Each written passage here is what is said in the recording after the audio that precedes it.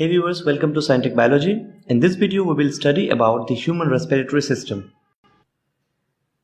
Human respiratory system is one of the most vital organ system of the body that support pulmonary ventilation, external and internal respiration, olfaction and phonation. We breathe about 16,000 to 24,000 times a day with exchange of about 11,000 liters of air with the atmosphere. In this process, the oxygen of the atmospheric air is delivered to the human body, which is then utilized by the tissue, and the carbon dioxide which is produced by the human body is exported to the lungs. If you enjoy my video, be sure to hit the subscribe button and hit the bell icon to make sure you can get notified when I upload a new video. In this video, we will first talk about the brief anatomy and physiology of the respiratory system.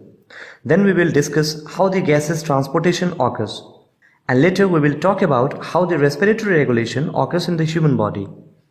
So first, coming to the anatomy and physiology of the respiratory system. The human respiratory system has two parts, the upper respiratory system and the lower respiratory system. The upper respiratory system consists nasal cavity, pharynx and larynx. Air entering the nasal cavity flows through the passage created by the superior, middle and inferior nasal conchae. Frontal, maxilla, nasal, ethmoid and vomer are the 5 bones of the nasal cavity that form a framework that support the nose. The pharynx is a musculo-membranous tube that functions as a part of alimentary canal and as an airway in the upper respiratory system. Pharynx consists of 3 regions, and they are nasopharynx, oropharynx and laryngopharynx. The larynx is an organ of complex structure that serves as a dual function, as an air canal to the lung and as the organ of phonation. The skeletal framework of the larynx consists of cartilages connected by the membranes. The lower respiratory system consists trachea, bronchi, bronchioles and lungs. The trachea extends from the larynx to the upper border of the T5 vertebra, where it branches to form bronchi. The trachea is supported by a series of C-shaped cartilaginous rings that allow the trachea to change shape to accommodate masses of the food passes through the esophagus. The bronchi are the air passage into the lung that begins at the end of the trachea. There are 2 bronchi, one for each lung. The bronchi divide and redivide to form a bronchioles. There are 2 lungs in the human body, which are located inside the thoracic cage. The right lung is bigger than the left. The right lung has 3 lobes and the left has 2. There are hundreds of millions of alveoli exist inside each lung. These alveoli are the air sacs surrounded by the network of blood vessels that provide space for gaseous exchange. Now let's see how the gases transportation take place in our body.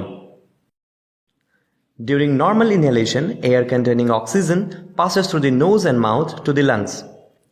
During normal exhalation, air containing carbon dioxide and other waste passes out the same path.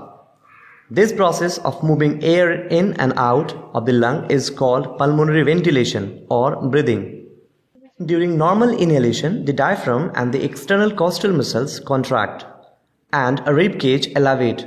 As a result, air rushes in. But during the normal exhalation, the muscle relax, so air is expelled out.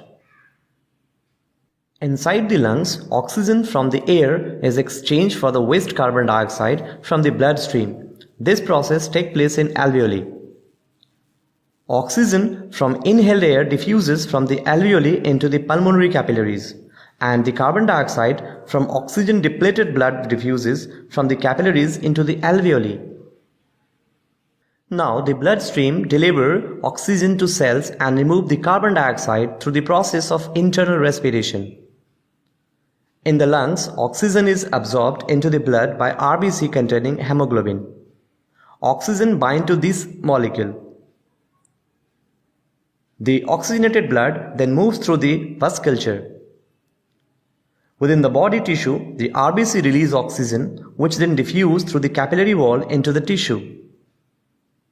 Meanwhile, the waste carbon dioxide diffuses into the bloodstream, where it is carried inside the RBC and plasma. Now, the deoxygenated blood travels through vasculature and back to the lungs, where carbon dioxide is expelled out from the body.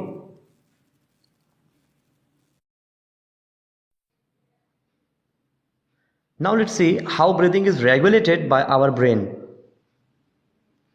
Respiration is an involuntary function. Nerve impulse is transmitted by the pons and the medulla oblongata to the respiratory center. The rate of normal breathing is 12 to 15 breaths per minute. The body adjusts the rate and depth of the normal breathing in response to metabolic needs. When the body uses more oxygen, sensor in the blood called chemoreceptor sends the signals to the brain.